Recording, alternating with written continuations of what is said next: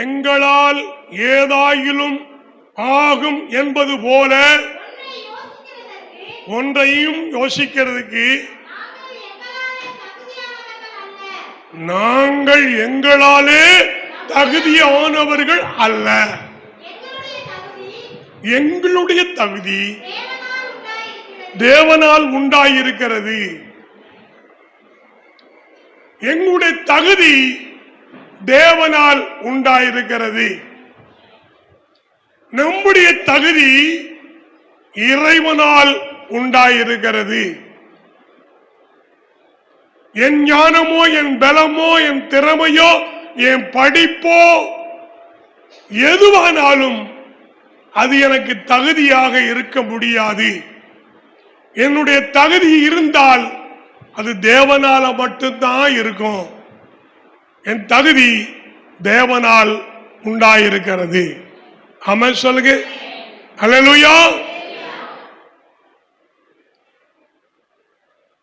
தகுதி என்ற வார்த்தைக்கு ஆங்கிலத்தில் அபிலிட்டின்னு போட்டிருக்கு. இந்த தகுதிக்கு மறு வார்த்தையாக தராதரம் என்று சொல்லப்படுகிறது. தராதரம் அது ஆங்கிலத்தில் ஸ்டேட்டஸ் என்று சொல்லுகிறாள். ஓ ஸ்டேட்டஸ் என்ன, என்னுடைய ஸ்டேட்டஸ் என்ன, ஓ அபிலிட்டி என்ன, என்னுடைய அபிலிட்டி என்ன, ஓ தகுதி என்ன, ஏன் தகுதி என்ன, உன்னுடைய தராதரம் என்ன, என்னுடைய தராதரம் என்ன, அப்படி என்று ஜனங்கள் மாறி மாறி ஒருவருக்கொருவர் பேசுகிறதை நாம் கேட்டிருக்கிறோம். உனக்கு வீடு இருக்கா, கார் இருக்கா, கார் இருக்கா, ஏதாகிலும் நகை நட்டு துட்டு பேங்க் அக்கவுண்ட் இருக்கா, நீ எல்லாம் எனக்கு தராதரமா வர முடியுமா, நிகரா வர முடியுமா, தகுதியா வர முடியுமா? வீடு இல்ல, காடு இல்ல, வாடகை வீட்டுல குடியிருக்கீங்க, பொண்ணை கேட்கறீங்க, பொண்ணை மாப்பிள்ளைக்கு கொடுக்கணும்னு என் வீட்டுக்கு கொடுக்கணும்னு துடிக்கிறீங்க, என்ன தராதரம் இருக்கு அப்படின்னு பேசுறத என்ன செஞ்சிருக்கிறோம், கேட்டு இருக்கிறோம். அப்போ கடவுளுடைய பார்வையில இப்படி கேட்பது சரியல்ல.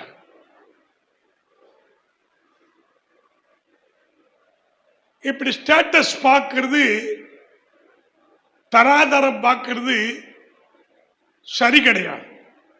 இந்த அருமையான மகன் என்ன சொன்னார் சாட்சி, பிழைப்பு நிமித்தமா என்னுடைய தாயார் என் தகப்பனை கூப்பிட்டு இந்த இடைக்குள பகுதிக்கு வந்து ஒரு கோழிப்பண்ணையில வேலை செய்து சரியான சாப்பாடு இல்லாம 2 தங்கையும் ஒரு தம்பியும் நானும் 4 பிள்ளைகளோடு எங்க குடும்பம் மிகுந்த கஷ்டப்பட்டுக்கிட்டு இருந்தது. எங்க அம்மா இயேசு கிறிஸ்துவை இரட்சகராய் ஏற்றுக்கொண்டார்கள். அப்படியே எங்கள் குடும்பம் முழுவதும் ஆண்டவரை அறிந்து கொண்டார்கள். ஆண்டவரை அறிந்து கொண்ட காரணத்தினாலே நாங்களும் வளர்ந்தோம். எங்களுக்குன்னு ஒரு நிலையான சின்ன வீடா இருந்தாலும் ஒரு வீடு இருக்கிறது. எனக்கு திருமணம் ஆனாலும் திருமண வழியில போயிட்டா நானும் என் ஆண்டவரை என் ரட்சிப்பை இழந்துருவேங்கிறதுக்காக இந்த ஊரிலேயே கஷ்டப்பட்டாலும் பரவாயில்ல, நாங்க இருக்கணும்னு இருக்கிறோம். அதனால எங்கள் ஆண்டவர் எங்களை ஆசீர்வதிக்கிறாரு. இந்நாள் வரையும் ஒரு குறை இல்லாம நடத்துறான்னு சாட்சி சொன்னாங்க. உண்மைதானே? அல்லேலூயா. ஆக கர்த்தரை தேடுகிறவர்களுக்கு ஒரு நன்மையும் குறைபடாது என்று எழுதப்போது நம்முடைய தராதரம், நம்முடைய தகுதி எப்படி இருந்தாலும் பரவாயில்ல, நம்மளை தகுதிப்படுத்துகிறவர் தேவனே. கைத்தட்டி கத்தனை மையப்படுத்துவோம். நம்மளை தகுதிப்படுத்துகிறவர் தேவனே. ஒன்றுமில்லாதிருந்தும் ஒன்றை உருவாக்கக்கூடிய சக்தி வாய்ந்த கடவுள் ஜீசஸ் மட்டும்தான். இன்னைக்கு நீங்க ஒண்ணு இல்லாம இருக்கலாம், வழி இல்லாமல் இருக்கலாம், பிழைப்பு கடுத்த காரியத்தில் நம்பிக்கையற்றவளாய் இருக்கலாம். ஆனா கர்த்தரை தேட தேட நமக்கு ஒரு நிலையான, ஒரு அமைதியான நல்ல வாழ்வு அவராலே வரும். நம்முடைய தகுதி தேவனாலே வரும். நம்மளை தகுதிப்படுத்துகிறவர் தேவனே.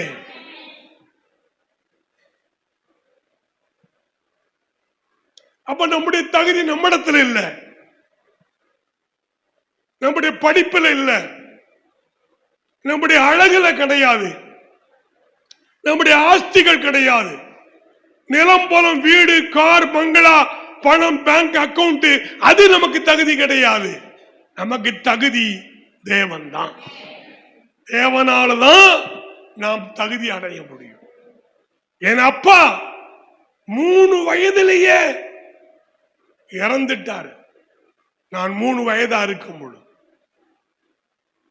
ஒரு காலத்தில் என்னுடைய தகப்பனார் தாயார் குடும்பம் நல்லா இருந்தது. ஆனால் வாழ்வாதாரத்துக்கு வழி இல்லாத ஒரு சூழ்நிலையில என் தகப்பன் மரித்த பின்பு எங்கள் குடும்பத்தின் தராதரம் கேவலமா போயிடுச்சு. அந்த ஊர்லயே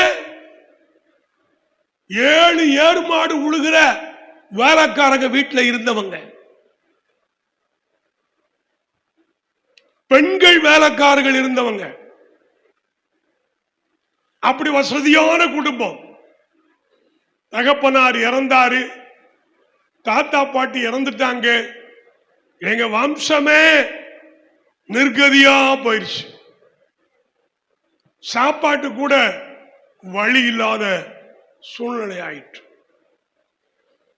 நாங்கள் கர்த்தரை அறிந்தோம், எங்கள் குடும்பம் ரட்சிக்கப்பட்டது. அந்தந்த வாழ்க்கை, அந்தந்த குடும்பம், அந்தந்த இடத்துல அவர்கள் கை ஊண்டி கரணம் வாய்ந்து வெற்றியோடு வாழத் தொடங்கினார்கள். அதனால உங்களை யாரும் கைவிடலாம், நீங்கள் உங்கள் தராதரம் இல்லாமல் போய்விடலாம், தகுதி அற்றவர்களா இருக்கலாம்.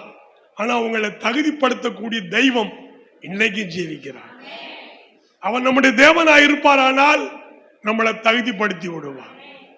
நீங்கள் கேட்பீர்களானால் உங்கள் தகுதியை மேம்படுத்துவார், உங்கள் தராதரத்தை உயர்த்துவார்.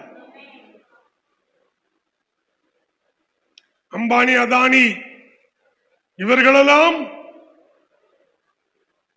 பெரிய டாட்டா பிர்லா மாதிரி வரல, படிப்படியாய் உழைத்து தான் வாழ்க்கையின் தராதரத்தை தகுதியை மேன்மைப்படுத்தப்பட்டிருக்கிறாங்க.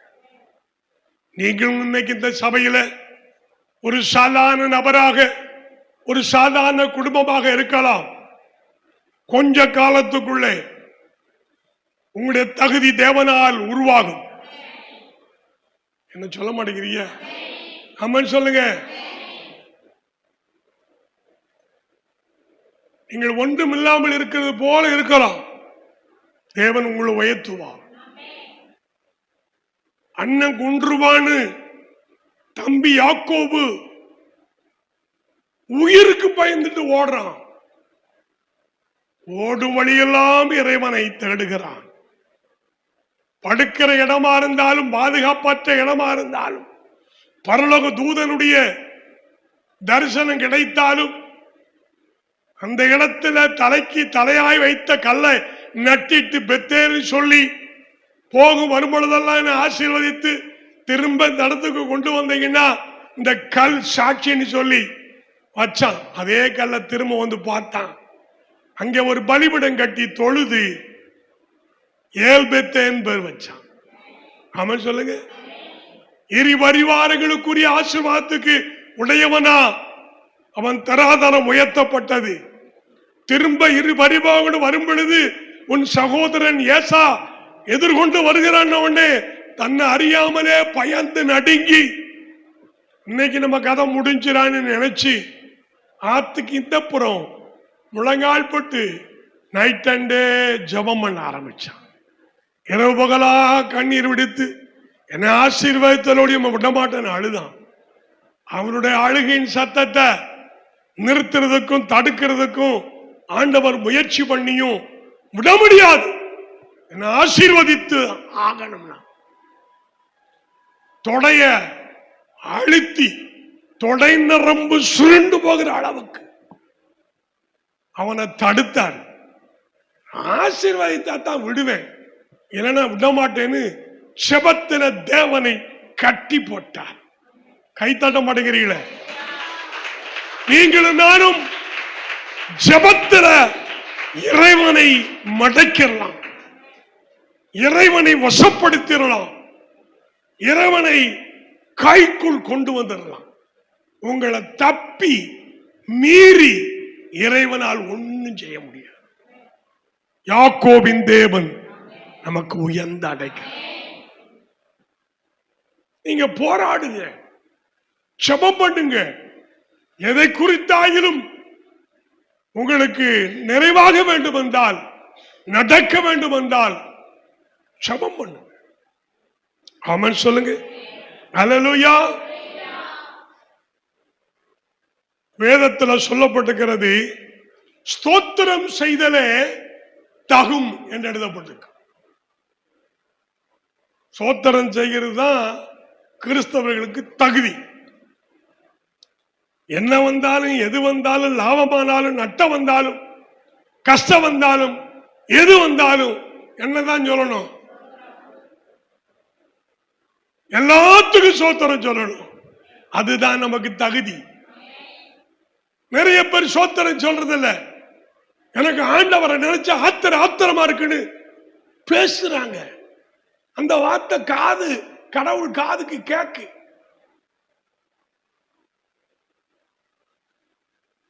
நன்மையை பற்ற நாம் தீமையும் பெற வேண்டாம் என்று யோபுவின் புலம்பலா இருந்தது. எரேமியாவின் புலம்பல் போல் யோபுவின் புலம்பலா இருக்கு. ஒருவேளை உன்னுடைய புலம்பல் கூட அப்படி இருந்தாலும், தன் ஆவினாலே பாவம் செய்யாத யோபு ஆண்டவர் இரட்டிப்பு ஆசீர்வதித்தார். உங்களையும் தராதரத்தை உயர்த்தி டபுள் ப்ரமோஷன் கொடுப்பார், இரட்டிப்பாய் ஆசீர்வதிப்பார். யாக்கோபின் தேவன் உங்களை ஆசீர்வதிப்பார். ஸ்தோத்திரம் செய்ததான் தகுதி இருக்கு. எதுக்கு எடுத்தாலும் ஸ்தோத்திரம் தான் சொல்லணும். அப்படி சொல்வதனாலே உங்களுக்கு நஷ்டம் வராது. எல்லாத்துக்கும் ஸ்தோத்திரம் சொல்லுங்க. ஆமென் சொல்லுங்க. அல்லேலூயா, அல்லேலூயா. தகுதி என்கிற வார்த்தைக்கு திறமை, விடாமுயற்சி, ஞானம் இவைகளினால வருகிறது என்று எண்ணுகிறார்கள். நம்ம திறமையினாலே தகுதி வராது, விடாமுயற்சினாலே நமக்கு தகுதி வராது, நம்முடைய ஞானத்தினாலே தகுதி வராது. ஞானத்தால் தகுதி அடைந்தவர்களும், விடாமுயற்சியின் மூலம் தகுதி அடைந்தவர்களும், தங்கள் திறமையினாலே தகுதி அடைந்தவர்களும் நிலைத்திருக்க முடியாது. அது நிரந்தர வெற்றியா இருக்க முடியாது. உங்களுடைய தகுதி தேவனாலதான் அப்படின்னு என்னைக்கு உணர்கிறீர்களோ அந்த தகுதி தான் உங்களுக்கு நிரந்தரமா இருக்கும். கைத்தட்டுகளே, நிரந்தரமா இருப்பது தேவனை சார்ந்து இருப்பது. உங்கள் தகுதியை நம்புவதல்ல. உங்கள் ஞானம், உங்கள் திறமை, உங்கள் படிப்பு இதெல்லாம் செல்லாது. எத்தனையோ கோடீஸ்வரர்கள் தங்கள் தொழிலிலே நஷ்டம் அடைந்திருக்கிறார்கள். இந்த ஊர்ல 2 சிறு தொழில் அதிபர்கள் இருந்தார்கள். நாயுடு சமுதாயத்தில் ஒருத்தர் இருந்தார், தேவர் சமுதாயத்தில் ஒருத்தர் இருந்தார்.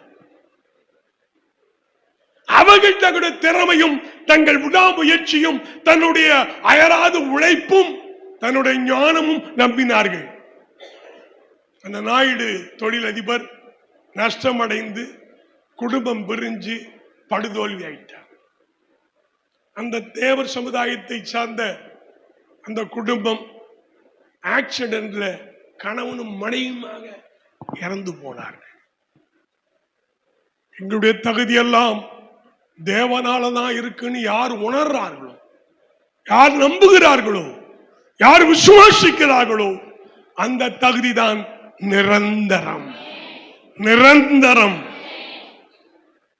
நீங்கள் தேவனை சார்ந்து வாழுங்கள், தேவனை நம்பி வாழுங்கள்.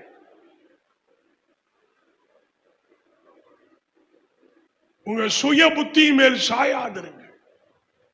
அதெல்லாம் என் பிள்ளைக்கு திறமை இருக்கு, அவருக்கு படிப்பு இருக்கு, அவருக்கு ஞானம் இருக்கு, நிறைய எக்ஸ்பீரியன்ஸ் இருக்கு, பொழைச்சுக்கிறாரு சொல்லாத. அவர் பொழைக்கணும்னா தேவனுடைய தகுதி தான் வரணும். ஆமா சொல்லுங்க. ஹல்லேலூயா. தேவனை விட்டு விட்டீங்கன்னா எல்லாமே தோல்வி ஆயிடும். எக்காலத்திலும் தேவனை ஸ்தோத்தரியுங்கள், தேவனை விசுவாசியுங்கள். அது உங்களை வெட்கப்படுத்தாது. கடைசி வரைக்கும் நம்புங்கள், அது உங்களை கைவிடாது. ஆமென் சொல்லுங்க. ஹல்லேலூயா.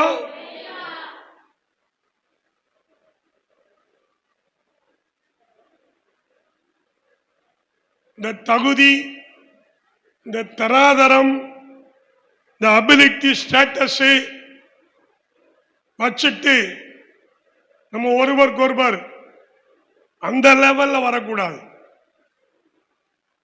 அவர் உயர்ந்தவராயிருந்தும் தாழ்வு உள்ளவனைத்தான் பார்க்கிறாரு. அவர் தராதரம் பார்த்தால், அவர் அபிலிட்டியை பார்த்தால், அவர் ஸ்டேட்டஸ் பார்த்தா நம்மளெல்லாம் பார்க்க முடியுமா?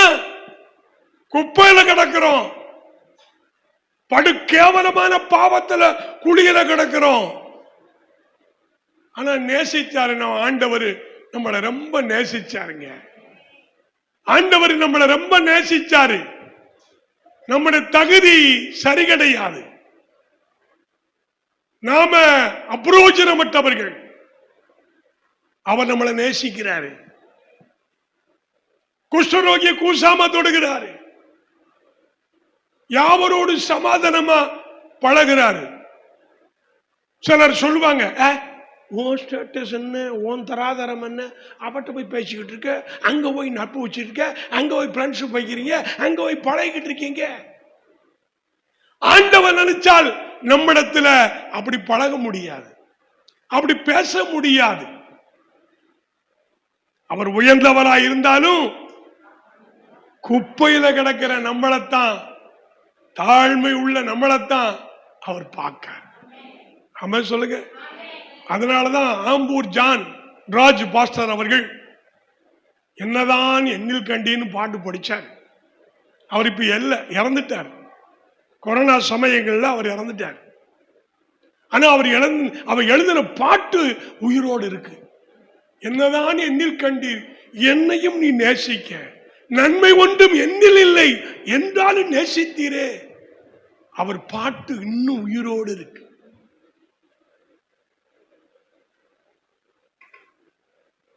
ஆகினால நீங்கள் பழகுவதற்கோ, நட்பு வைப்பதற்கோ, ஃப்ரெண்ட்ஷிப் கொண்டாடுவதற்கோ தராதரத்தை பார்த்து பழகாதீங்க. எனக்கு முன்னாள் விசுவாசி ஒண்ணு, பேரும் சொல்ல மாட்டேன், ஊரும் சொல்ல மாட்டேன், ரகசியத்தை மட்டும் சொல்றேன். அவங்க குடும்பத்தினுடைய பழக்க வழக்கம் தெரியுமா? அப்புறாணி செப்புராணி ஏழை பிள்ளைகிட்ட எல்லாம் பழக மாட்டாங்க. பணக்கார விட்டு பிள்ளைகளைத்தான் ஃப்ரெண்ட்ஷிப் பண்ணி அவட்ட புடிங்கி திங்கிறது பழக்கம். அது எவ்வளவு கேவலமா தெரியுது பாருங்க.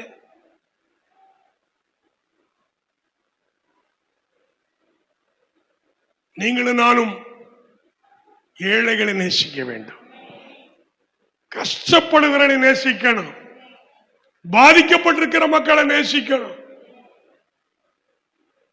ஏன் ஒரு காலத்தில் நாம அப்படி கிடந்தோம், இன்றைக்கு வசதி வந்துருச்சு, வாய்ப்பு வந்துருச்சு, ஏழைகளை மறக்கவே கூடாது. தாவீது குறித்து ஒரு வரலாற்று வார்த்தை சொல்லப்படுகிறது. ஆடுகளுக்கு பின்னாடி அலைஞ்சுக்கிட்டு இருந்த என்ன இந்த அரியணையில உட்கார வச்சிருக்கிறாரு, இந்த சிம்மாசனத்துல உட்கார வச்சிருக்கிறாரு. அந்த சிங்காசனத்துல உட்கார போறதுக்கு முன்னாடி எல்லாம் அந்த தாவீதுடைய அரண்மனையில ஒரு ரூம் கட்டி இருப்பாராம். அந்த ரூமுக்குள்ள அவர் போட்டிருக்கிற ஆடு மேய்க்கிற டிரெஸ்ஸும் வில்லும் கல்லும் அதெல்லாம் அங்க இருக்குமா. அந்த ராஜவஸ்திரம் தரிச்சு அரண்மனைக்கு இருந்து புறப்பட்டு அரியானையில உட்கார்றதுக்கு போறதுக்கு முன்னாடி அந்த ரூமுக்குள்ள போயிட்டு தெண்டலிட்டு பணிஞ்சு இப்படி கிடந்த என்ன இப்படி ஆக்கி இருக்கிறேன்னு நன்றி சொல்வானா. நீங்களும் நானும் இந்த மாதிரிதான் வாழணும்.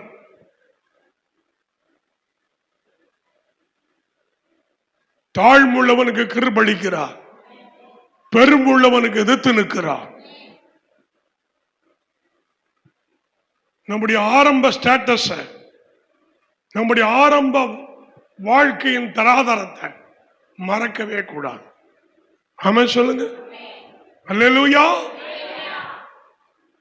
இதை மறந்துட்டு பேசக்கூடாது, இதை மறந்துட்டு கடவுளை விட்டுறக்கூடாது. எந்த நிலையிலும் துதிக்க வைத்தீரே.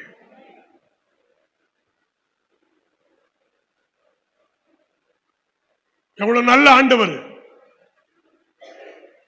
நீங்கள் அந்த நம்பிக்கையில் அந்த தகுதியில உண்மையா இருந்தா உங்களை உயர்த்திக்கிட்டே போவார். நீங்கள் அவரை மறந்துட்டா அவர் உங்களை மறந்துடுவார். நீங்க அவரை விட்டுட்டா அவர் உங்களை விட்டுருவார். அவரு உங்களை விட்டுட்டார்னா யாராலையும் காப்பாற்ற முடியாது. அதனால கடவுளை மட்டும் மறந்துடாங்க. மூச்சு இருக்கு வர, உயிர் போகிற வர கர்த்தரை நினைச்சுக்கிட்டே இருக்கு. இந்த உலகம் சொந்தம் இல்ல, இந்த உலக வாழ்க்கை நமக்கு நிரந்தரம் அல்ல. நம்ம வச்சிருக்கிற அழகோ அந்தஸ்தோ படிப்போ பதவியோ பணமோ பொருளோ நமக்கு நிரந்தரம் அல்ல. இயேசுதான் நிரந்தரம். அது நம்முடைய கனவுல கூட எதிரா ஆண்டவருக்கு எதிரா பெருமையா வந்துடக்கூடாது. ஆமென் சொல்லுங்க. அல்லேலூயா, அல்லேலூயா. ஒரு 5 காரியம் வச்சிருக்கிறேன்.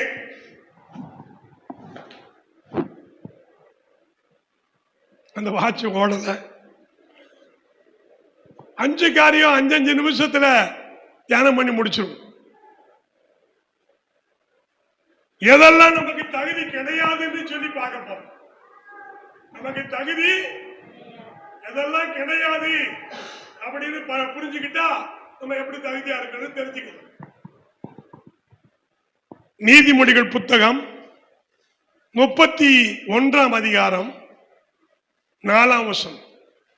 நீதிமொழிகள் 31 வசனம் 4. திராட்சை ரசம் குடிப்பது ராஜாக்களுக்கு தகுதி அல்ல. லேம்பு வேலை அது ராஜாக்களுக்கு தகுதி கிடையாது. மதுபானம் பிரபுக்களுக்கு தடை கிடையாது.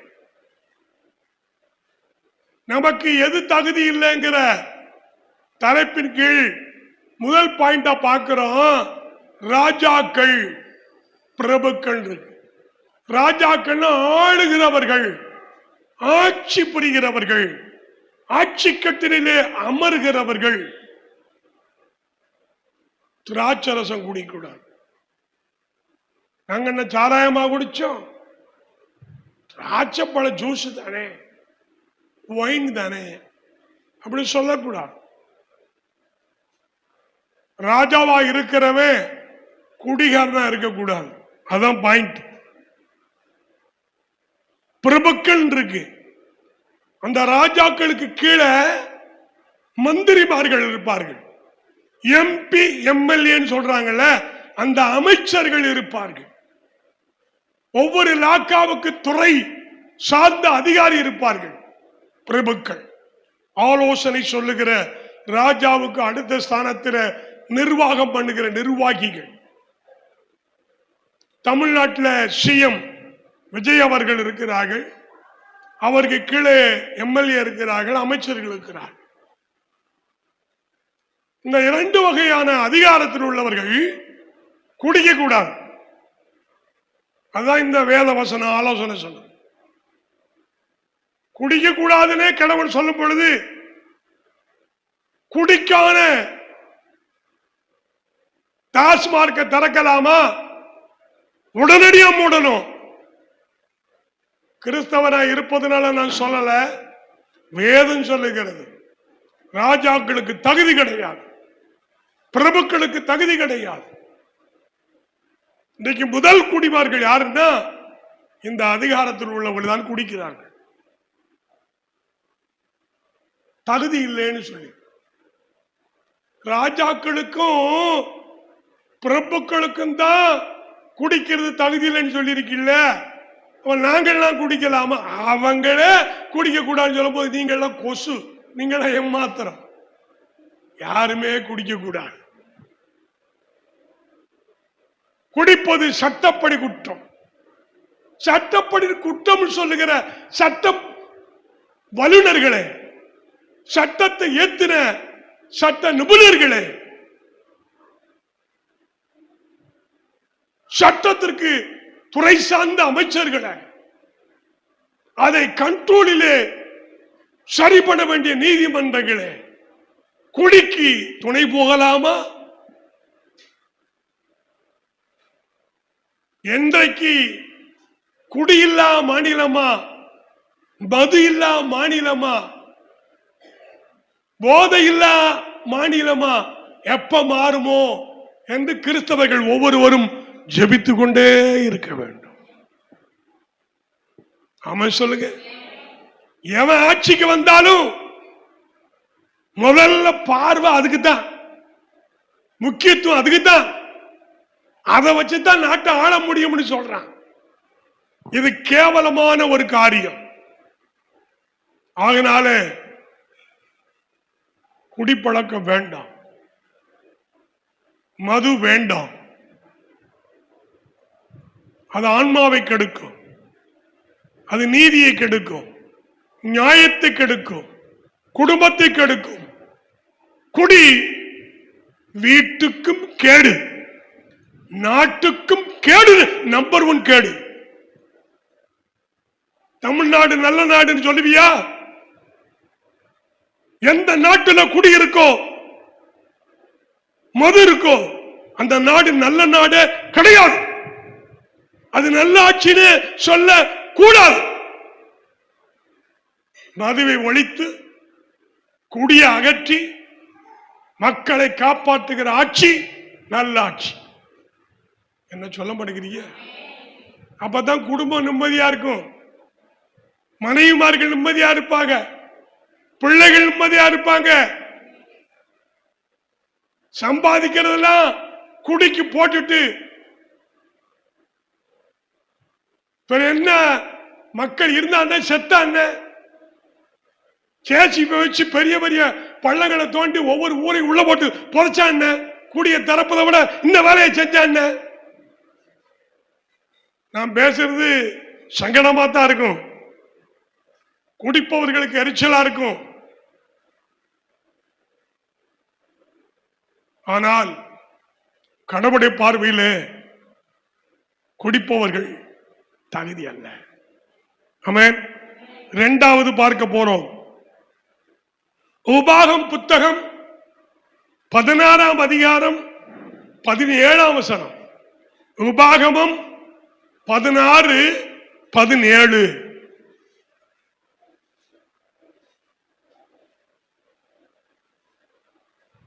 எடுத்து படம் வாசிக்கணும். உபாகமம் 16:17. ஆனாலும் அவர்கள் கர்த்தருடைய சந்நிதியில் வெறு கையோட வராம உண்டவனாய கர்த்தர் உனக்கு அருளின ஆசீர்வாதத்துக்கு தக்கதாக அவனவன் தன் தன் தகுதிக்கு ஏற்றபடி காணிக்கையை கொண்டு வர கடவன். சில போதைகள் பேசுவார்கள், சத்தமில்லாத காணிக்கையை போடு. என்ன காணிக்கை போடு? சத்தமில்லாத காணிக்க போடு. அப்படியெல்லாம் கேட்க கூடாது, அப்படியெல்லாம் சொல்லக்கூடாது. சத்தம் போடுற காணிக்கைன்னா சில்லறை துட்டுன்னு அர்த்தம்.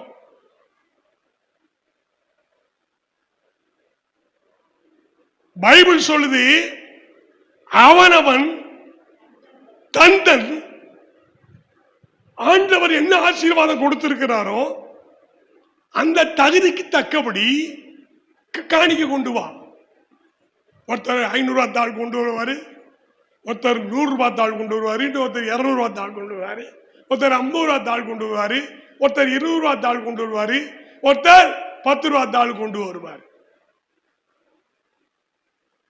எல்லாரும் 500 ரூபாய் தாளை கொண்டு வாங்கன்னு சொல்லக்கூடாது, எல்லாரும் 200 ரூபாய் தாள் கொண்டு வாங்கன்னு சொல்லக்கூடாது, எல்லாரும் 100 ரூபாய் தாள் கொண்டு வாங்கன்னு சொல்லக்கூடாது, எல்லாரும் 50 ரூபாய் தாள் 20 ரூபாய் தாள் 10 ரூபாய் தாள்னு கொண்டு வாங்கன்னு சொல்லக்கூடாது. அவனவன் தந்தன் தகுதிக்கு ஏற்ப. என்ன பிச்சைக்காரன் சொல்லிட்டாங்க அப்படின்னு அதுல மட்டும் ரோசம் வரும். நீ பிச்சைக்காரன் இல்லதான், நீ செல்வன் தான், நீ பணக்காரன் தான், பணக்காரன் மாதிரி வந்து காணிக்க போடு. நான் சொல்றது புரியும் நினைக்கிறேன்.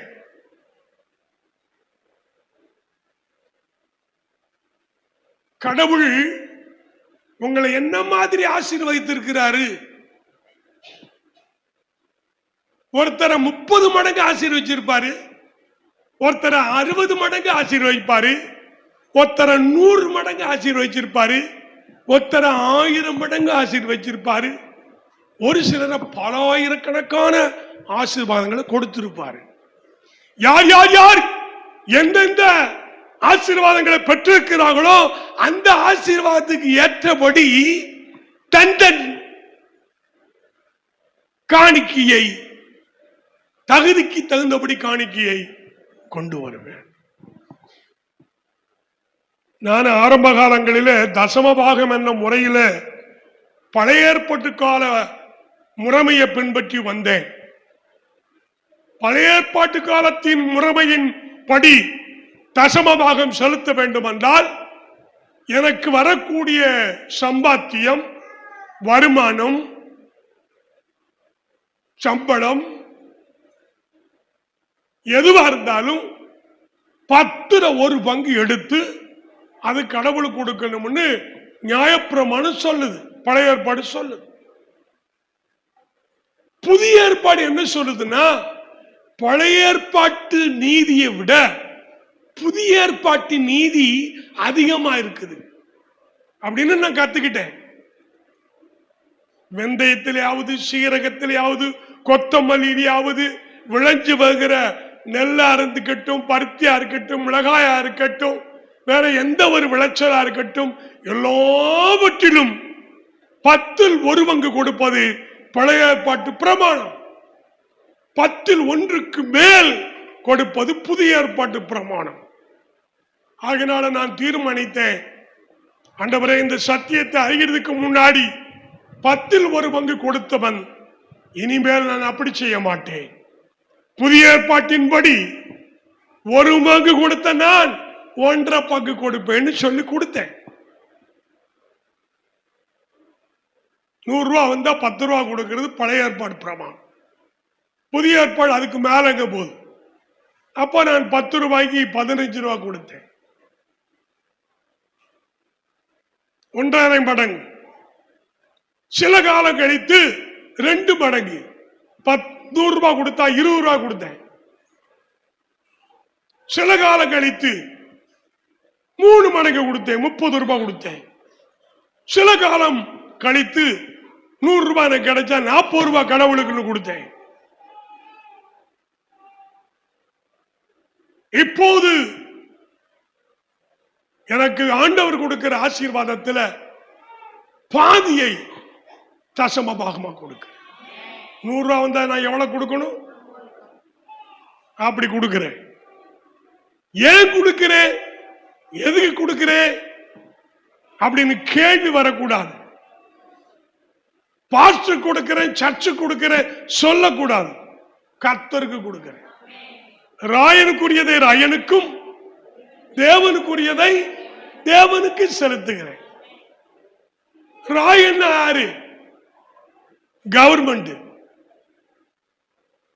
வீட்டு வரி, காட்டு வரி, இன்கம் டாக்ஸ், சேல் டாக்ஸ், இந்த மாதிரி வரிகள் இருக்கு.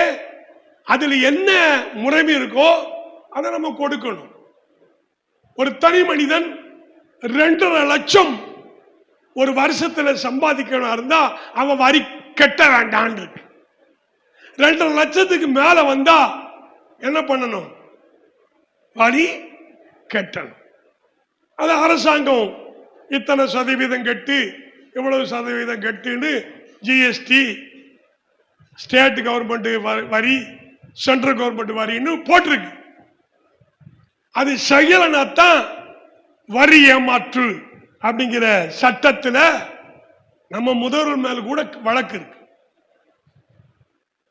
யாராயிருந்தாலும் அரசாங்கத்தை ஏமாற்றக்கூடாது. ஆமா சொல்லுங்க. கர்த்தரையும் நினைச்சக்கூடாது. அரசாங்கத்தை ஏமாத்துறது சட்டப்படி குற்றம், இறைவனை ஏமாற்றுறது சட்டப்படி குற்றம். ஆகினாலே காணிக்கை என்று சொல்ல வரும் பொழுது புதிய ஏற்பாட்டின்படி அவனவன் தன் தகுதிக்கு ஏற்ப கொண்டு வர வேண்டும் சொல்லப்பட்டிருக்கு. 10,000 ரூபாய் ஒரு ஆளு மாசம் 10,000 ரூபாய் சம்பாதிக்கிறவா இருந்தா 1000 ரூபாய் ஆண்டவருக்கு கொடுக்க வேண்டும் பழைய ஏற்பாட்டுப்படி. புதிய ஏற்பாடுனா 1000க்கு மேல. அதனாலதாங்க நாங்க 101 1001 செய்யறோம். இது ஒண்ணுங்கிறது அதெல்லாம் இல்ல. அதனுடைய மனசுல இருந்து வரக்கூடிய அன்பு. ஆமே சொல்லுங்க. ஹல்லேலூயா. நீங்க எப்படினாலும் உங்களுக்கு ஆண்டவர் கொடுக்கிற ஆசீர்வாதத்துல ஒரு பங்கை எடுத்து கடவுளுக்கு உண்மையா கொடுத்தா உண்மை உள்ளவன் பரிபூர்ண ஆசீர்வாதங்களை பெறுவான். உண்மை இல்லாதவன் இருக்கிறது இழந்துருவான். இழந்துருவாங்கிற நிலைமைக்கு நீங்க போகக்கூடாது என்பதுக்குத்தான் நான் சொல்லுகிறேன். கொடுங்கள், அப்பொழுது உங்களுக்கு கொடுக்கப்படும். எந்த அளவினால் அளக்கப்படுகிறீர்களோ அந்த அளவினால் உங்களுக்கு திரும்ப அளக்கப்படும். நீங்கள் எல்லாரும் ஆசீர்வதிக்கப்பட்ட மக்களா இருக்கணும். அந்த யாக்கோபு திரும்ப அந்த இடத்துல வந்து கல்லை நட்டி பெத்தேல்னு சொல்லிட்டு போயிட்டு திரும்ப அந்த கல்லை பலிவிடமா மாத்தி ஏல்பெத்தேன்னு சொன்னானே, அப்பொழுது அவனுக்கு உண்டாயிருக்கிற எல்லா ஆசீர்வாதங்களிலும் கர்த்தருக்கு பழைய ஏற்பாட்டின்படி அவன் தசம பாகங்களை செலுத்தினான். யார்கிட்ட செலுத்தினா, எவ்வளவு செலுத்தினாங்கிறது மறைவானது, தேவனுக்குரியது. ஆமா சொல்லுங்க. ஹல்லேலூயா. காரியங்களை மறைப்பது தேவனுக்குரிய தகுதி. அவன் நினைச்சா சொல்லுவார், சொல்லாம இருப்பார். அது அவருக்குரிய தகுதி. காரியத்தை ஆராய்ச்சி பண்ணுவது நம்முடைய தகுதி. நம்ம ஆராய்ச்சி பண்ணணும். தேவன் யார்? அவர் கொடுத்தா திரும்ப கொடுப்பாரா இல்ல ஏமாத்திடுவாரா? எல்லாரும் ஏமாத்திடுவாங்க. ஏமாறுகிறவன் இருக்கிற வரைக்கும் ஏமாத்திடுவேன், கெட்ட தெனாவட்டா நடப்பான். ஆனா கடவுளுக்கு முன்னவே தப்பவே முடியாது. எத்தனை ஆண்டானாலும் கடவுள் பார்வையில் அவன் தப்ப முடியாது. ஊரை ஏமாத்திலாம், உலகத்தை ஏமாத்திலாம், அண்ணன் தம்பி ஏமாத்திலாம், அக்கா தங்கச்சி ஏமாத்திலாம், தாய் தேப்பனை ஏமாத்திலாம், மாமா மச்சானை ஏமாத்திலாம், சபை போதகரை ஏமாத்திலாம், சபை யாரை ஏமாத்திடலாம், யாரையும் ஏமாத்திடலாம், கர்த்தரை மட்டும் ஏமாத்த முடியாது. ஆமா சொல்லுங்க. 3வது பாயிண்ட்டுக்கு போயிருவோம். 1 கொரிந்தியர் 6:12. குடி சம்பந்தமான தகுதியை பார்த்தோம், காணிக்கை சம்பந்தமான தகுதியை பார்த்தோம். 3வது சாப்பாடு, உடை, வஸ்திரங்களை குறித்து பார்க்க போகிறோம். 1 கொரிந்தியர் 6:12. எல்லாவற்றையும் அனுபவிக்க எனக்கு அதிகாரம் உண்டு. ஆகிலும் எனக்கு எல்லாமே தகுதியா இருக்காது. எல்லாவற்றையும் அனுபவிக்க எனக்கு அதிகாரம் உண்டு. ஆகிலும் நான் ஒண்ணுக்கு அடிமைப்பட மாட்டேன். சில நாடுகள்ல நாயை திங்கிறான், சில நாடுகள்ல தவளை திங்கிறான், சில நாடுகள்ல பாம்பை திங்கிறான், சில நாடுல கக்காலத்தி என்று சொல்லுவாங்களே கரப்பாம்பூச்சி வீட்டுக்குள்ள அவன் எண்ணெயில பொறிச்சு பொறுன்னு தின்றான். அவன் திங்கும் போது மாயெல்லாம் சொல்லிக்க மாட்டேன், எனக்கு கொடுக்க மாட்டீங்களான்னு நினைப்பேன். யார் யாருக்கு என்னென்னலாம் பிடிச்சதை திங்கிறாங்களோ எல்லாவற்றையும் அனுபவிக்க எனக்கு அதிகாரம் உண்டு. ஆகிலும் அது எனக்கு தகுதி இல்லை. கிறிஸ்தவர்களாகிய நமக்கு விரி குழம்பு அசை போடாத அந்த மாதிரி காரியங்கள் பைபிள் இருக்கு.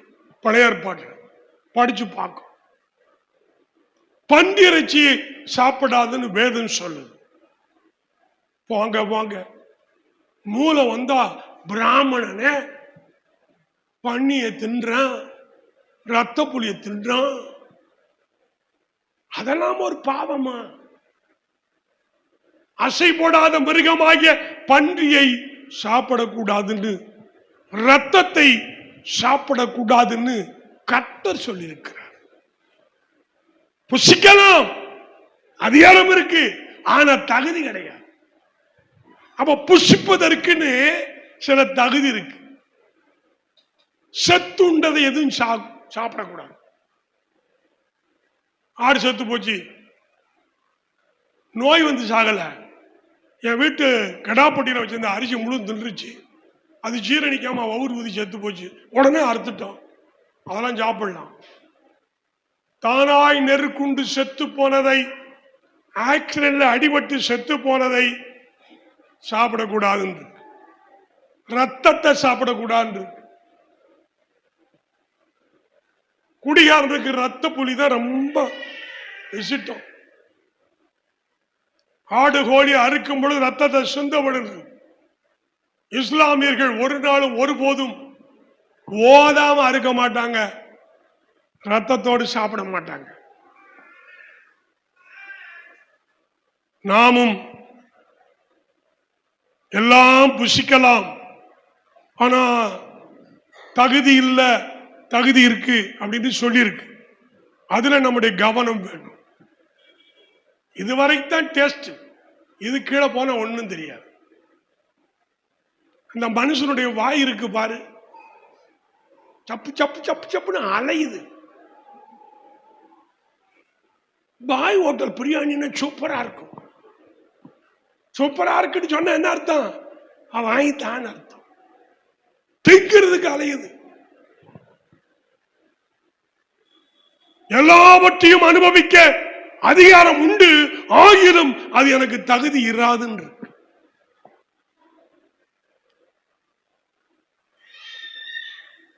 பொங்க வச்சு கிடா வெட்டி கிடா கரிசோறு போடுறாங்கன்ட்டு நிறைய கிறிஸ்தவங்க மர்மமா போய் உக்காந்து நல்ல முக்காட பெருசா போட்டுட்டு ஒரு பொங்க புடிச்சுட்டு கர்த்தருக்கு தோத்திரம் வந்துரு. ஏன் அப்படின்னு கேட்டா, தோத்திரம் சொன்னா எல்லாம் ஏறெடுக்கப்படும் பைபிள் சொல்லுது இல்லையா? நீ சோத்திரம் சொல்லிட்டு பால்டாய குடிக்க வேண்டியதானே, செத்து போகணும் தெரியுதுல்ல? அதே மாதிரி ஆத்துமா செத்து போகணும் அறிவில்லையா? நமக்கு ஆண்டவர் பகுத்தறிவை கொடுத்திருக்கிறார்ல, நல்லது கெட்டது எதுன்னு தெரியும் இல்ல, புரியணும். சும்மா பைபிள் படிச்சா போதாது, பைபிள் தூக்கிட்டு கோயிலுக்கு போனா போதாது, வசனத்துக்கு செவி கொடுக்கணும், வார்த்தைக்கு முக்கியம் கொடுக்கணும். எல்லாம் தகுதியாகிறாது.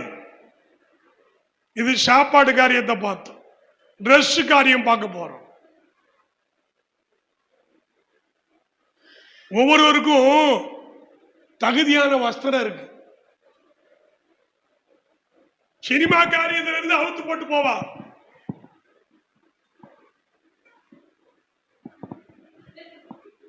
2 கை இல்லாம வருவான். இவனும் அதே மாதிரி என் கையை எடுத்துருக்கேன், ஏன்ட்டவா நான் எடுத்து விடுறேன். அருவாளை வச்சு 2 கையை வெட்டிறேன்.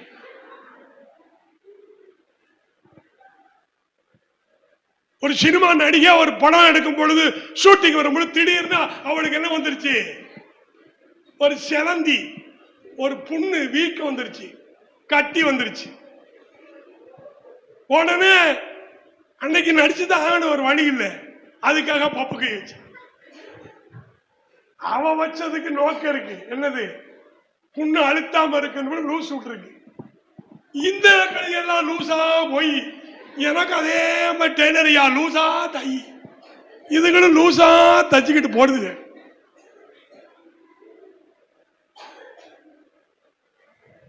நான் ஒரு வேதனைக்குரிய காரியத்தை நான் சொல்ல வேண்டும். எங்க ஊர்லயே எங்க அம்மா தான் ரொம்ப செல்லமா வளர்ந்தவங்க. மேரி எண்ணத்தாய செல்லம்மான்னு தான் கூப்பிடுவாங்க, அந்த அளவுக்கு அவ்வளவு செல்லமா இருந்தோம். முத காதை அறுத்து தண்டட்டியா என்னமோ ஒன்று போடுவாங்கல்ல, அதை போட்டு அந்த ஊருக்கு காமிச்சிட்டு மறுபடியும் ஆபரேஷன் பண்ணி சரி பண்ணிக்கிட்டாங்க. எங்க அம்மா எல்லா ஷாட்டையும் பண்ணியிருக்கு. அப்பெல்லாம் நாங்க ரட்சிப்பு இல்லை, ஆண்டவரை பத்தி தெரியாது, சத்தியம் தெரியாது. எங்க அம்மா கண்ணாடியா போடுற இந்த ஜாக்கெட்ல கை இங்க வரைக்கும், முழுக்கை வரைக்கும் இருக்கும், ஆனா கண்ணாடியா இருக்கும். கை உள்ள இருக்கிற எல்லாமே தெரியும். அவளுக்கு கேவலமான ட்ரெஸ். அந்த காலத்துல அது பேஷன், அது நாகரிகம் இருக்கு. இப்ப இருந்தா எங்க அம்மா அதெல்லாம் செய்ய மாட்டாங்க. ஏன்னா கர்த்தர் அறிஞ்ச தாய். எங்க அப்பா 33 வயசா எங்க அம்மா இருக்கும் பொழுது இறந்துட்டாங்க. 80 வயசுக்கு இருந்தாங்க. கிட்டத்தட்ட கணவன் இல்லாத இளம் விதவியாயிருந்த என் தாய் அவ்வளவு ஆட்டமும் வாலிபத்தில் சேட்டையும் பண்ணின எங்க அம்மா 33 வருஷம் வெள்ள சேலையை கட்டி சாகு வரைக்கும் அந்த ஊர்ல எங்க அம்மா பேர் தெரியாது. வெள்ளச்சீலக்காரி பாட்டினா தெரியும், வெள்ளச்சீலக்கார அம்மானா தெரியும், யாரு கொண்டு விட்டுருவாங்க. அவ்வளவு ஒழுக்கமாய் வாழ்ந்தவர்கள்.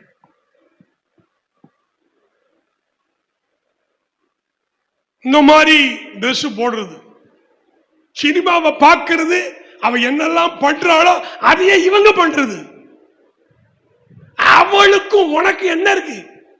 அவ மேக்கப்ப கலைஞ்சிட்டா நாய் கூட சித்தாது. நீங்க அழகா இருப்பீங்க, மேக்கப்ப கலைச்சு அவளோடு நீங்க நின்னா நீங்க தான் சூப்பர் ஸ்டார். என்ன சொல்ல மாட்டேங்கிறீங்க? ஹல்லேலூயா. அதனுடைய மரணங்கள்லாம் பாருங்க, அகோரமா இருக்கும், கேவலமா இருக்கும், பரிதாபமா இருக்கும். நான் சின்ன பிள்ளையா இருக்கும் பொழுது சினிமா பார்க்கல, ஆனா 1-2 பின்னாடி பார்க்க வச்சிட்டாங்க. அப்போ எனக்கு சரோஜா தேவியா எனக்கு தெரியல. அந்த அம்மா 4-5 பேருக்கு வாக்கப்பட்டவங்க, பெரிய கோடீஸ்வரோட வாழ்ந்தவங்க அப்படிலாம் சொல்லுவாங்க. எம்ஜிஆர் நடிச்சவங்க, சிவாஜி கணேசன் நடிச்சவங்க அவ்வளவு அழகா இருப்பாங்க. ஆனா அவங்க மரணம் சம்பவிக்கிற காலங்கள் ரொம்ப பரிதாபமா இருந்ததாக கேள்விப்படுகிறேன். உங்கள் உடையிலும் கர்த்தர் மகிமைப்பட வேண்டும். நீங்கள் உடை கொடுக்கிறது பெண்ணுக்குரிய உடை, ஆணுக்கு உரிய உடை. பைபிள் சொல்லப்படுகிறது, ஆணுக்குரிய வஸ்திரத்தை பெண்ணு போடக்கூடாது, பெண்ணுக்குரிய வஸ்திரத்தை ஆண் போடக்கூடாது. சில ஆண்கள் பெண்களா மாறிக்கிட்டு அந்த பெண்ணுடைய போட்டோன்னு, இப்பத்தான் என்னை பார்த்தா பெண்ணா உணர்றேன். தாய் தப்பம் பண்ற தப்பு சொல்றேன். வீட்டுல குழந்தைகளை, ஆண் குழந்தைனா ஆண் குழந்தை ட்ரெஸ் எடுத்து கொடு, பெண் குழந்தைனா பெண் குழந்தைக்குரிய ட்ரெஸ் எடுத்து கொடு. நீ மாத்தி மாத்தி போட்டீங்கன்னா அது 9ஆத்தான் வந்து நிற்கும், திருநங்கியா போயிடும். இப்படியெல்லாம் போனதுக்கு காரணம் என்னன்னு கேட்டா, பெத்தவங்களும் காரணம் தான், சினிமாவும் மெயின் காரணம் தான், பிசாசும் காரணம் தான். ஹார்மோன் வித்தியாசம்னு சொல்றாங்க. அதெல்லாம் நான் சொல்ல மாட்டேன்.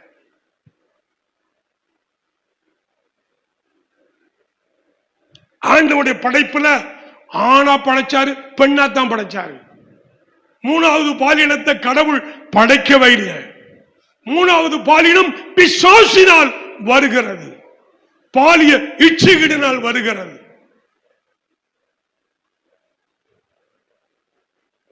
வாழ்க்கை முறை, குடும்பத்தின் நடைமுறை, பழக்க வழக்கங்களை பொறுத்து இருக்கு. பெத்தவங்களை உங்க பிள்ளைகளுக்கு ஆசையில மாட்டு வஸ்திரத்தை போட்டு தரக்கூடாது. பொம்பளை பிள்ளை பொம்பளை பிள்ளை ட்ரெஸ் மட்டும் போடு, ஆம்பளை பிள்ளைனா ஆம்பளை பிள்ளை ட்ரெஸ் மட்டும் வாங்கி கொடு.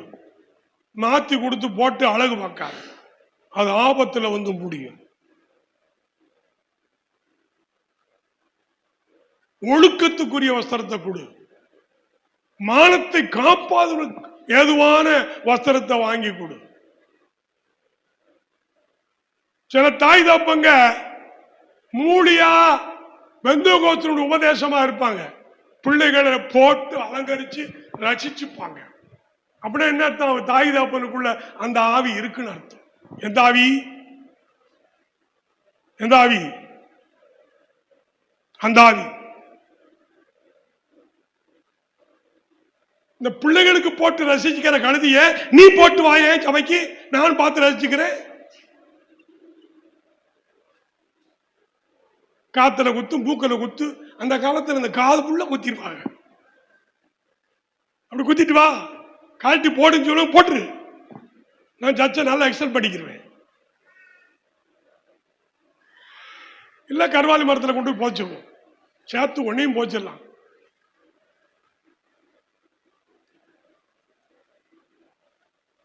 ஆவிக்குரிய வட்டாரத்துல உபதேசத்துல இன்னும் நிறைய பாஸ்டர்மார்களுக்கு நகை போடலாமா போடக்கூடாதா, போடலாமா போகக்கூடாதா, இந்த குழப்பத்திலே சேர்த்துக்கிட்டு கிடக்காங்க. இன்னும் சரியான உபதேசம் கிடையாது. ஆனா 100க்கு ஒரு 10 போதகர்கள் சரியான உபதேசத்தில் சபையையும் குடும்பத்தையும் நடத்தி கொண்டிருக்கிறார். இது காலம் செய்த கோலமாடா அப்படின்னு சொல்ல வேண்டியதான்.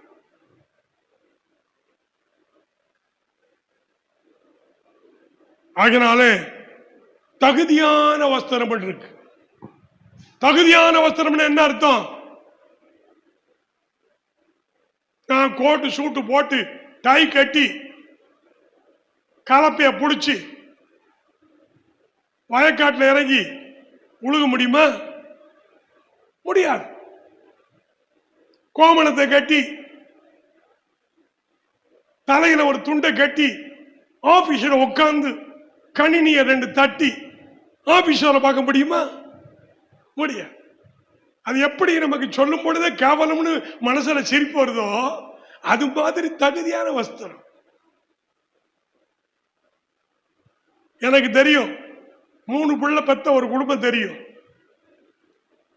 அதுல ஒரு பிள்ளை, நடுவில் உள்ள பிள்ளை ரொம்ப ஆசைப்பட்ட பிள்ளை.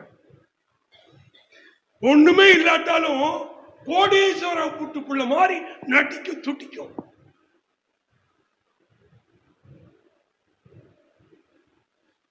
நம்முடைய நிலைமை என்ன, நம்முடைய தகுதி என்ன, நம்முடைய படிப்பு என்ன, நம்ம குடும்பத்தினுடைய தராதரம் என்ன, நம்முடைய குடும்பத்தினுடைய சில சொல்லுவாங்க நாங்க மிடில் கிளாஸ் அப்படின்னு. என்ன அர்த்தம்?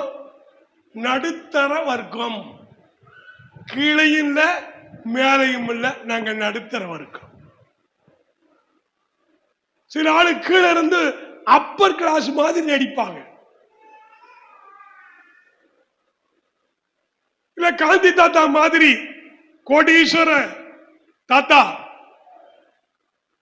இந்தியாவில் ஏழைகளுக்காக அகிம்சை வழியை பின்பற்றின காந்திஜி அவர்கள் சாதாரண உடையில வாழ்ந்து காட்டினார்.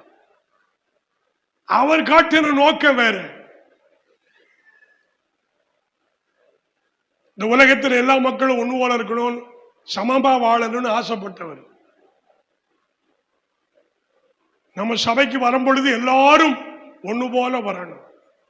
ஏற்றத்தாழ்வு இல்லாத அளவுக்கு பழகணும், வாழணும், வாழ்க்கையை கொண்டு போகணும். ஆமென் சொல்லுங்க. ஹல்லேலூயா.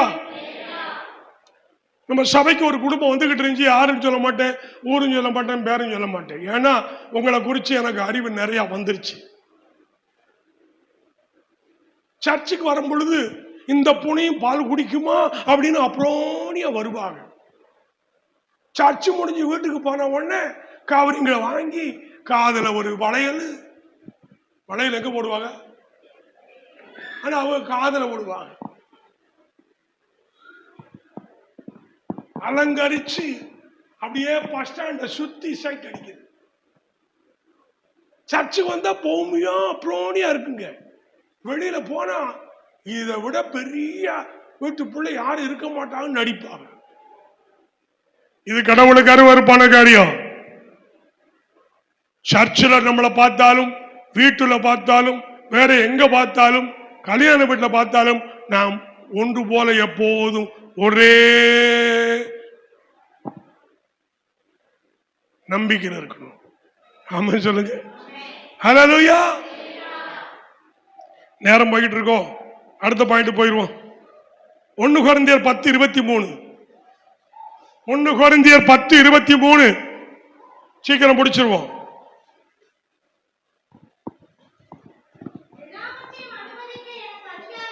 எல்லாவற்றையும் அனுபவிக்க எனக்கு அதிகாரம் உண்டு, ஆகிலும் எல்லாம் எனக்கு தகுதியாகிறாது. எல்லாவற்றையும் அனுபவிக்க எனக்கு அதிகாரம் உண்டு, ஆகிலும் எல்லாமே பக்தி விருத்திய உண்டாக்காது. நீ சாப்பிடுறதா இருந்தாலும், நீ குடிக்கிறதா இருந்தாலும், நீ உடுத்துறதா இருந்தாலும் அதுல என்ன இருக்கணும்? பக்தி விருத்தி இருக்கணும். எல்லாத்திலும் ஒரு பக்தி விருத்தி இருக்கும். நீ யாரு? தேவனுடைய பிள்ளை. நீ யாரு? ரட்சிக்கப்பட்ட பிள்ளை. நீ யாரு? ஆண்டவரை விசுவாசிக்கிற பிள்ளை. நீ யாரு? பைபிள் படிக்கிற பிள்ளை. நீ யாரு? ஜெபம் பண்ணுகிற பிள்ளை. அப்படின்னு பக்தியை குறித்து சொல்ல வேண்டிய பக்தி விருத்திக்கு ஏதுவான காரியமாக உடையிலே, நடையிலே, பாவனையிலே, வாழ்க்கையிலே இருக்கணும்.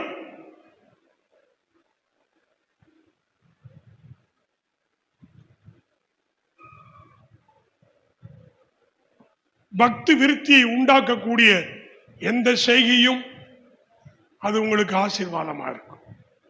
பக்தி விருத்தியை உண்டாக்காத எந்த ஒரு உடையும், எந்த ஒரு சாப்பாடும், எந்த ஒரு பழக்க வழக்கமும் அது உனக்கு பக்தி விருத்தியை கொடுக்காது. 9:62 லூக்கா முடிச்சிட்டேன். 9:62 லூக்கா 9:62. அதற்கு இயேசு கலப்பையின் மேல் தன் கையை வைத்து பின்னிட்டு பார்க்கிற எவனும் தேவனுடைய ராஜ்யத்திற்கு. இப்ப நான் உங்ககிட்ட ஒரு கேள்வி கேட்கிறேன். நம்ம சபையில இருக்கிறவங்க யாரு மோட்சத்துக்கு போவா, யாரு மோட்சத்துக்கு போக மாட்டா அப்படிங்கிற பதில் இந்த வசனத்தில்.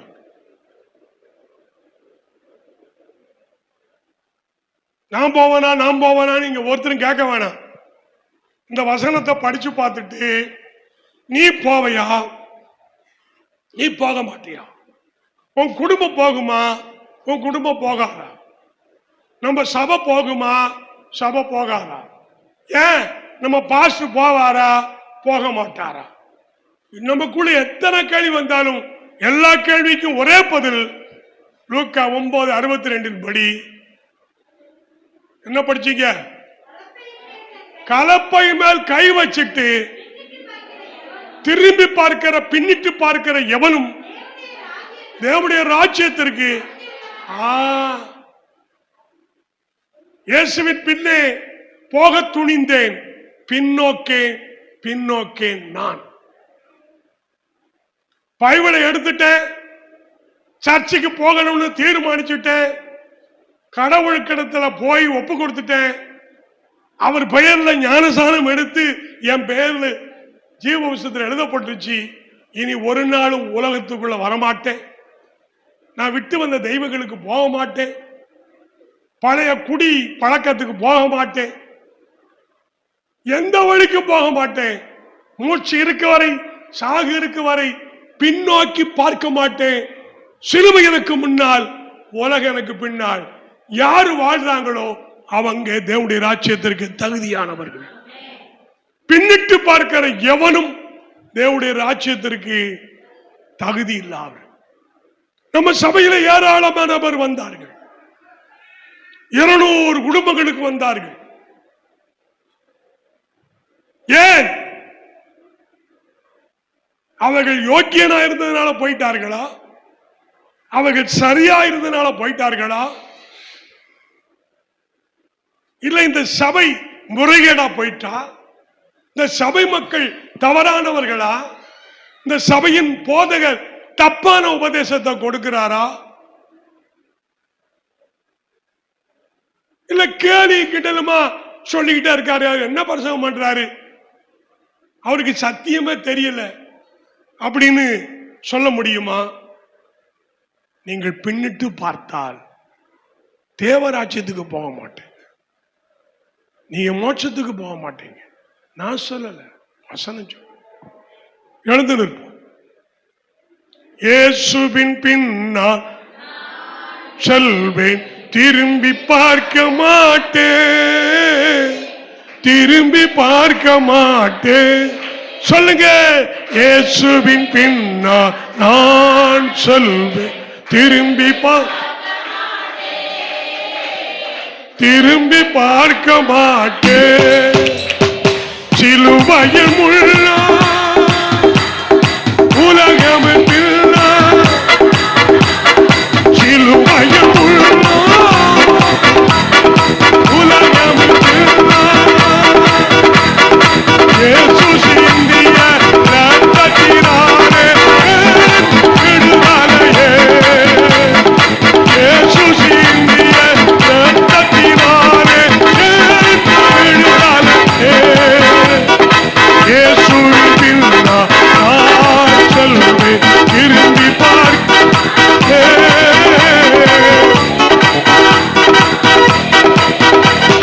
பழையான கடந்தன புது பரலோக கூடிமா,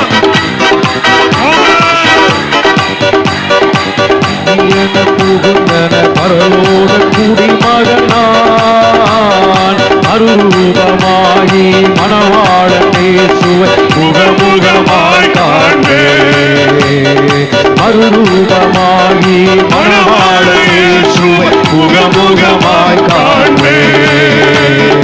திருவயம் உள்ளால் உலகமே பின்னால், சிலுவையை முன்னால் உலகமே பின்னால்,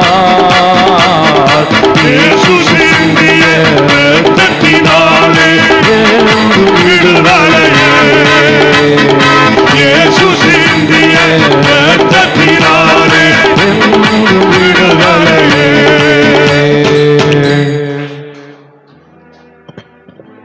நம்முடைய தகுதி தேவனால் உண்டாயிருக்கிறது.